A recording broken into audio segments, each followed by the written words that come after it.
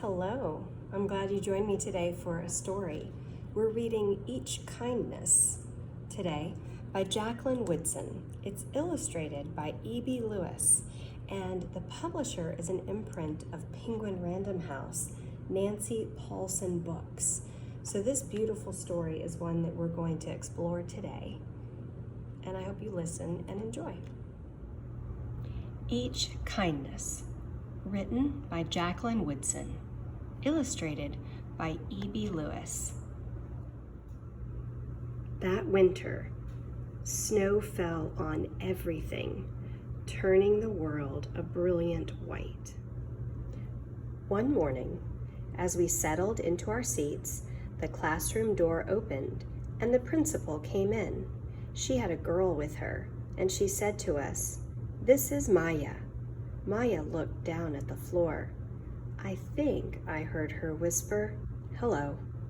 We all stared at her. Her coat was open, and the clothes beneath it looked old and ragged. Her shoes were spring shoes, not meant for the snow. A strap on one of them had broken. Our teacher, Miss Albert, said, "Say good morning to our new student," but most of us were silent. The only empty seat was next to me. That's where our teacher put Maya. And on that first day, Maya turned to me and smiled. But I didn't smile back. I moved my chair, myself, and my books a little farther away from her. When she looked my way, I turned to the window and stared out at the snow. And every day after that, when Maya came into the classroom, I looked away and didn't smile back.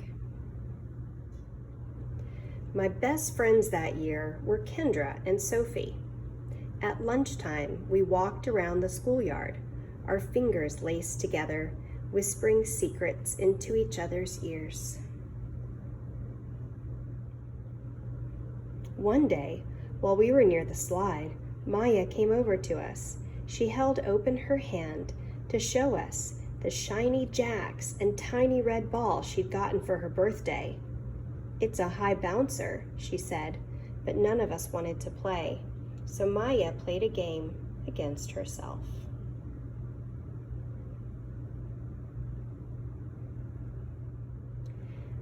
That afternoon, when we got back into the classroom, Maya whispered to me, "Bet you can't guess who the new Jacks champion of the world is."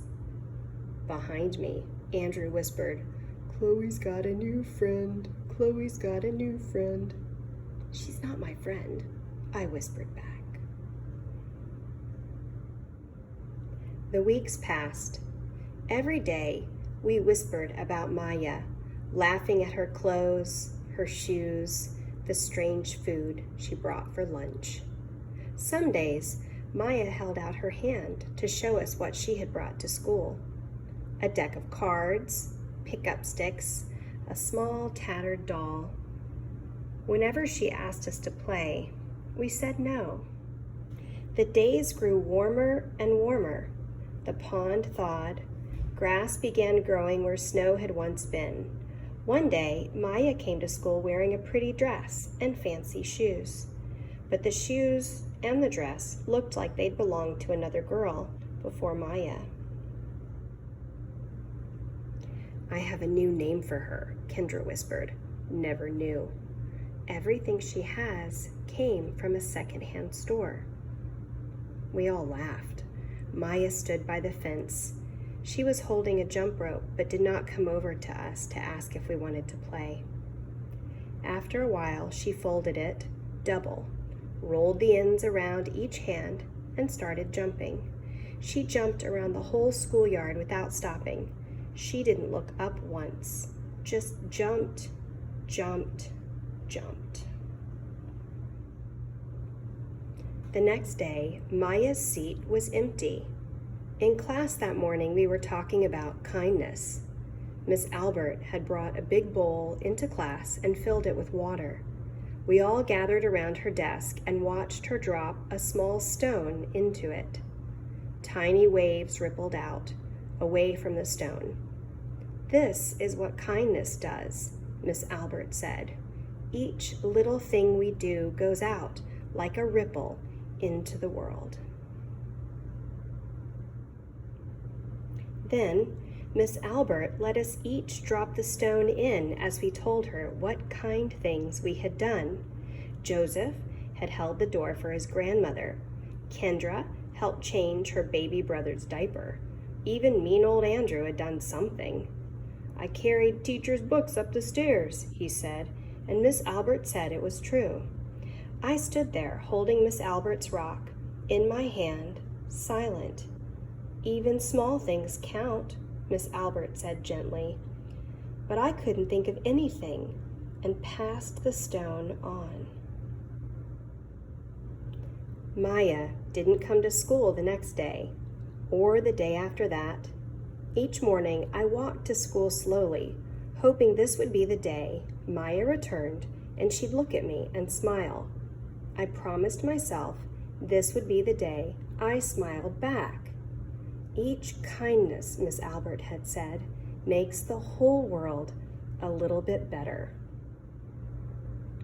But Maya's seat remained empty, and one day Miss Albert announced to the class that Maya wouldn't be coming back. Her family had to move away, Miss Albert said. Then she told us to take out our notebooks. It was time for spelling. That afternoon, I walked home alone. When I reached the pond, my throat filled with all the things I wished I would have said to Maya, each kindness I had never shown. I threw small stones into it, over and over, watching the way the water rippled out and away, like each kindness, done and not done, like every girl somewhere, holding a small gift out to someone, and that someone turning away from it. I watched the water ripple as the sun set through the maples, and the chance of a kindness with Maya became more and more forever gone. In this story, we learn about a little girl who has a hard time making friends because there are things that are different about her, and the choices that some of the other students make about whether they choose to be kind and welcome her or shut her out. Chloe realizes perhaps there were other ways that she could have shown kindness. What ways do you think you could have shown kindness to Maya if she were in your class? What kinds of actions can you make? What kind of a ripple can you provide? What kind of kindness can you offer to someone in your community, in your family, or in your classroom? I'm glad you joined me today for a story about each kindness. Every day we have a chance to show one another kindness, even in the smallest ways.